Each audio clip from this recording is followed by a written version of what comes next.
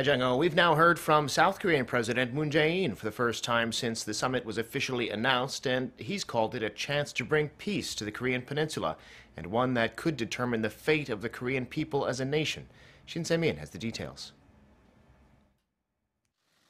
With the next big summit meeting between North Korea and the U.S. slated to take place near the end of next month, though still with no location announced, President Moon Jae-in this Monday made a statement on that high-stakes summit. Chairing the weekly meeting with his senior aides, President Moon sounded hopeful about the summit despite concerns in some quarters.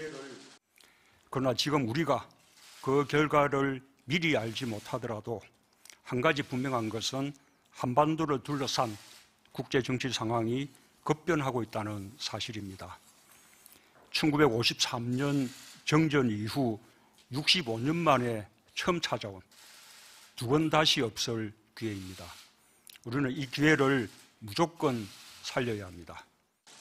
The first comment from the president himself since news of the summit was officially announced. He said Pyongyang's denuclearization needs to be handled peacefully and that South Korea should work so that peace is also an opportunity for the economy. If the Korean people give their help and support, he said, the government will bring about a corresponding foundation on which peace can bring economic benefits. The South Korean leader mentioned that he's been hearing good things from Washington about its ongoing talks with the regime.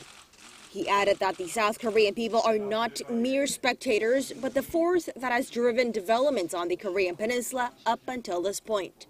This is a matter, he said, that will determine the fate of the Korean people and the country. In the past several days, developments have picked up pace. North Korea's top negotiator visited Washington to meet with President Trump and his Secretary Pompeo, and the two sides are still holding separate working-level talks in Sweden. Shin Se-min, Arirang News.